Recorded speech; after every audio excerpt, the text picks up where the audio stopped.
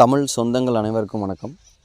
இன்றைக்கி நம்ம பார்க்க போகிறது என்ன அப்படின்னு பார்த்தீங்கன்னா, ஒரு ப்ராடக்ட்டை பற்றி, அதாவது இந்த ப்ராடக்ட்டோட சேல்ஸ், தென் இதோட மார்க்கெட்டோட ஸ்ட்ராட்டஜி பற்றி தான் நம்ம வந்து பார்க்க போகிறோம். புளி வியாபாரம். ஆக்சுவலாக நம்ம எல்லாருமே புளியம்பழம் இல்லாமல் எந்த ஒரு இன்க்ரீடியண்ட்டுமே சாப்பிட முடியாது, குக் பண்ண முடியாது. ஒரு பொருள் கெட்டு போகாமல் இருக்கிறதுக்கு புளி யூஸ் பண்ணுவாங்க. என்ன டிஷ் எடுத்துக்கிட்டாலும் ஆல்மோஸ்ட் ஒரு 95% டிஷ்ஷில் வந்து புளி வந்து ஆட் பண்ணுவாங்க. புளிங்கிறது பார்த்திங்கன்னா அது இன்பில்ட்டாகவே ஆட் பண்ணுற ஒரு இன்க்ரீடியண்ட் குக்கிங்கை பொறுத்த வரைக்கும்.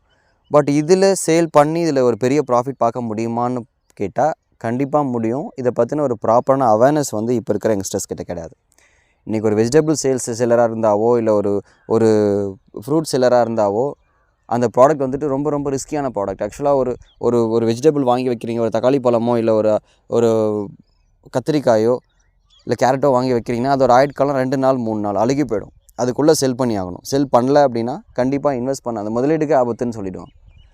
பட் புளியம்பழம் அப்படிங்கிறது ரொம்ப நாள் வச்சு சேல் பண்ணுற ஒரு விஷயம். இன்றைக்கி இதோட மார்க்கெட் வேல்யூ வந்துட்டு எனக்கு வந்து சூட்டபுளாக இல்லை, எனக்கு லாஸ்ட்டில் போயிட்டுருக்கு அப்படின்னா நீங்கள் அடுத்த ஒரு 10 டேஸ் வச்சு வைக்கலாம், 10 மந்த்ஸ் வச்சு வைக்கலாம். அட்லீஸ்ட் மேக்ஸிமம் வந்து நீங்கள் 3 இயர்ஸ் வச்சு கூட நீங்கள் ஒரு புளியம்பழத்தை சேல் பண்ணிட முடியும். ப்ராப்பராக ஏசி டோரில் வச்சு அதை ஸ்டோர் பண்ணி விற்றீங்க அப்படின்னா 3 இயர்ஸ் கூட வச்சு சேல் பண்ண முடியும். ஸோ ரிஸ்க் இல்லாமல் கம்மியான ஒரு இன்வெஸ்ட்மெண்ட்டில் அதிகப்படியான மக்களால் கன்சியூம் பண்ணப்படுற ஒரு ப்ராடக்ட்டு நீங்கள் சேல் பண்ணுறது மூலமாக மட்டுமே ரொம்ப ஈஸியாக ஷார்ட் டைமில் ரிஸ்க் இல்லாமல் ஒரு பிஸ்னஸ் வந்து க்ரோத் ஆகிட முடியும். இன்னொன்று வந்து என்னென்னா, புளியம்பழம் சேல்ஸை பொறுத்த வரைக்கும் ரொம்ப ரொம்ப கம்மியான பட்ஜெட்டில் நீங்கள் ஆரம்பிக்கலாம். ஒரு இன்வெஸ்ட்மெண்ட்டில் நீங்கள் ஆரம்பிக்கலாம். மினிமம் ஒரு 4000 5000லேருந்து நீங்கள் ஆரம்பிக்கிறீங்க அப்படின்னா கூட இட்ஸ் எனஃப். 5000 to 10,000 அப்படிங்கிறது நீங்கள் ஒரு புளியம்பழம் பிஸ்னஸ் ஆரம்பிக்கிறதுக்கு ரொம்ப ரொம்ப அதிகமான ஒரு அமௌண்ட்டு நான் சொல்லுவேன்.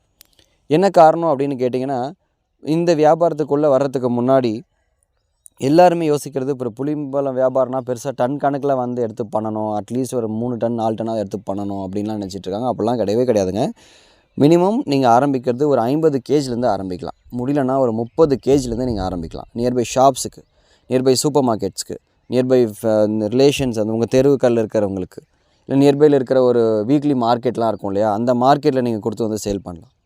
ஸோ இந்த மாதிரி நீங்கள் ஸ்ட்ராட்டஜி ஃபாலோ பண்ணி நீங்கள் செல் பண்ணும்போது இந்த புளி வியாபாரத்தில் நல்ல ஒரு ப்ராஃபிட் வந்து நீங்கள் கெயின் பண்ணிக்க முடியும்.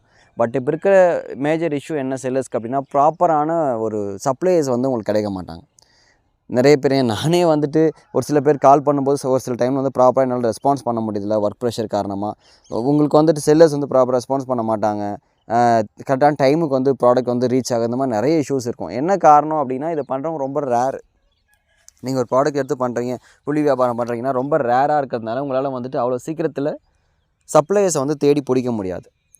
ஸோ நம்மக்கிட்ட அந்த இஷ்யூ இருக்காது. பிகாஸ் நம்ம பாஸ்ட் 10 இயர்ஸ்க்கு மேலே வந்துட்டு நம்ம இந்த பிஸ்னஸ் பண்ணிகிட்ருக்கோம்.